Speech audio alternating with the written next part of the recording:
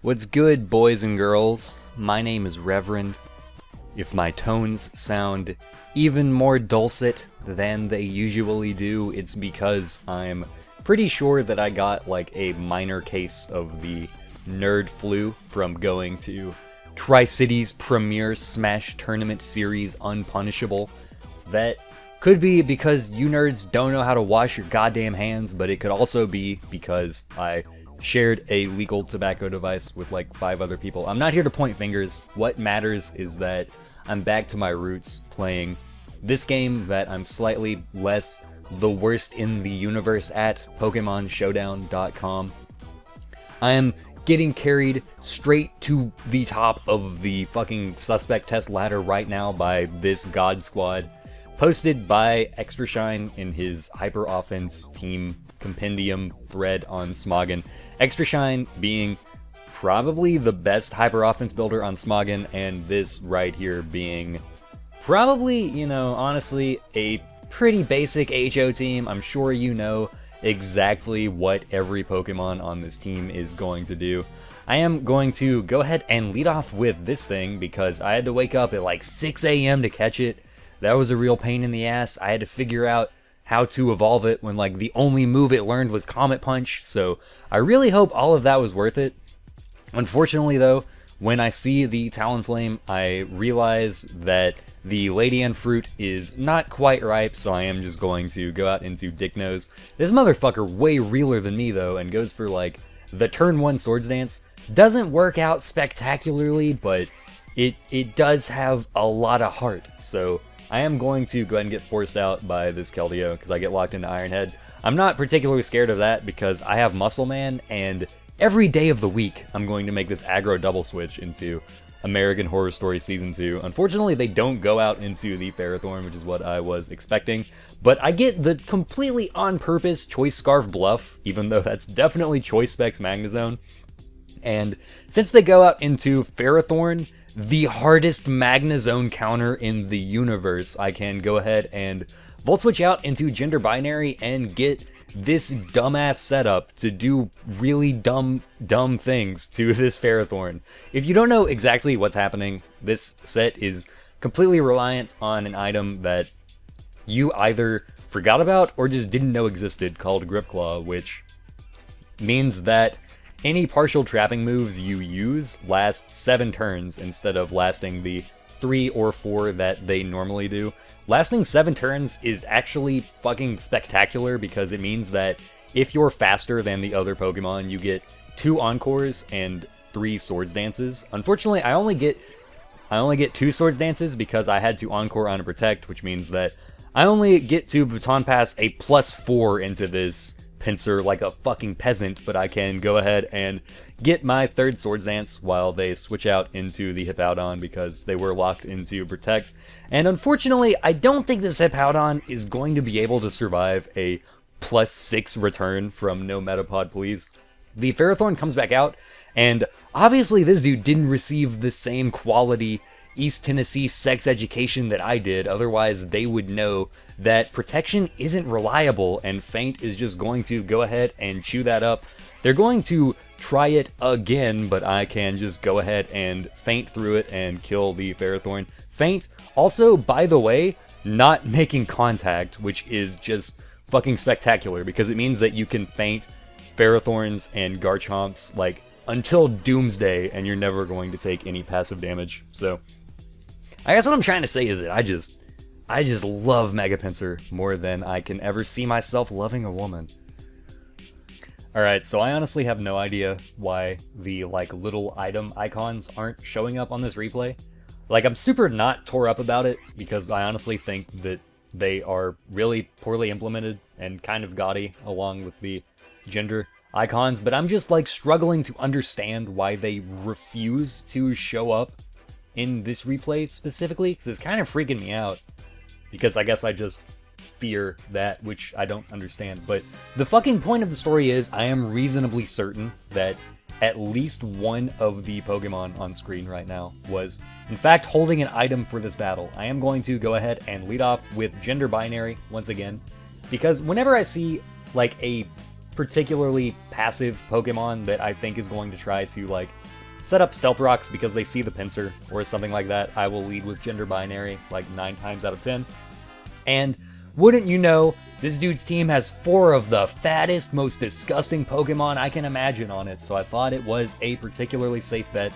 The Suicune is going to show up and think that it's safe to do its, like, deep breathing exercises, whatever the hell Calm Mind is supposed to be, because for some reason, they don't expect to, like, lose control of their mortal vessel while a swarm of ladybugs rend their flesh in twain, and my Gender Binary just dances the night away over here, because I guess people don't realize the Ledian is actually the most brutal Pokemon in OU, and yet Hoopa Unbound is the one being suspected. Call your congressman about that fucking miscarriage of justice. I am going to go ahead and kill the Suicune. I knew I was going to get forced out by the Aerodactyl immediately. I didn't really have anything else I could go into to, like, 6-0 that team. If I had entrapped anything other than the Suicune, then Muscle Man would have been my best bet, but he would have had to have, like, tried to take a +6 Scald once the Encore ran away, so I wasn't really wanting to stare down the barrel of that fucking gun.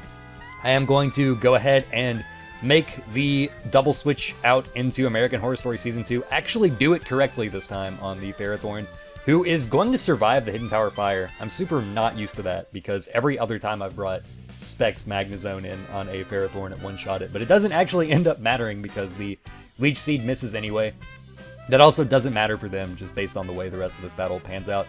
I go ahead and send out Gender Binary to jump on that fucking hand grenade. Man down, but he did his job. I knew that he was going to not get the opportunity to set up again, and I'm definitely, like, completely willing to trade my Ledian for that Suicune, because, like, Suicune is not a particularly pleasant Pokemon to deal with, and I am going to be glad every day of the week to get rid of a win condition on a disgusting semi-stall team like this.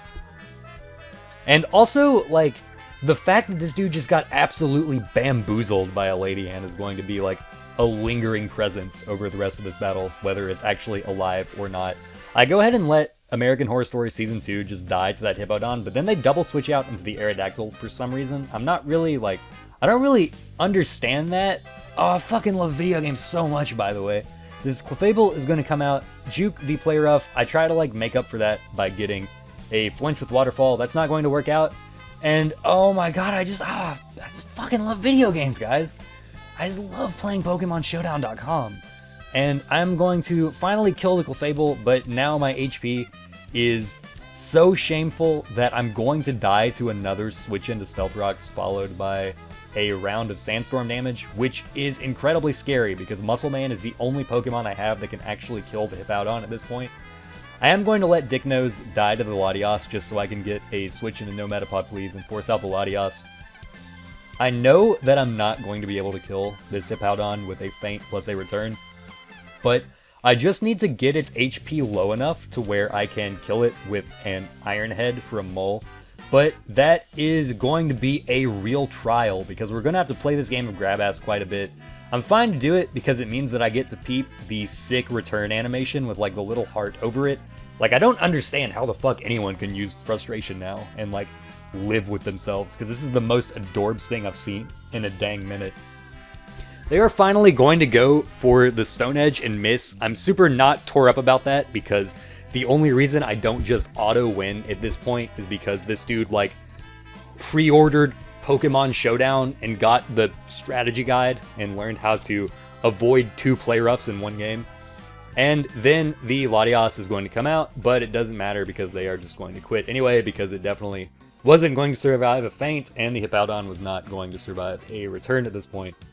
So, I don't know what lesson I was supposed to have learned from using Ledian on the ladder. I guess I learned Baton Pass is a pretty good move.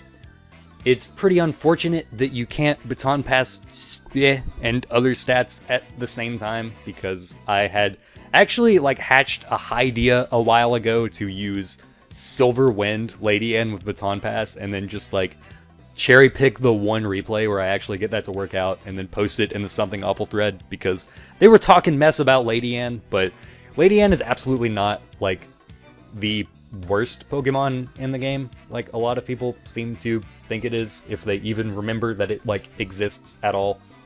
But this team was incredibly fun to use on the ladder. You definitely have to, like, bet it all on black quite a bit, and then just, like, lead with the Ledian and hope that they don't know what it's going to do.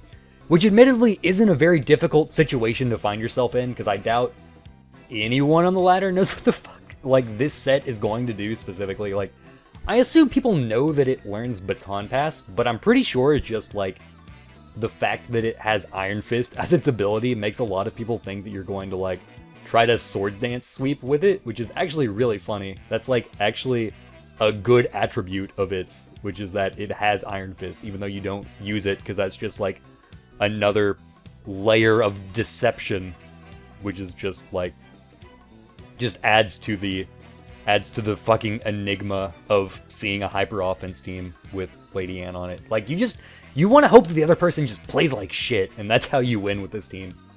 If they have, like, a Manafi or a Kyurem, they just 6-0 it. I know that specifically from having used this team quite a bit. Probably a lot of other things beat it. I'm going to venture a guess, but I don't know. It's fun as shit to use, you know, whatever. Howdy, y'all, by the way.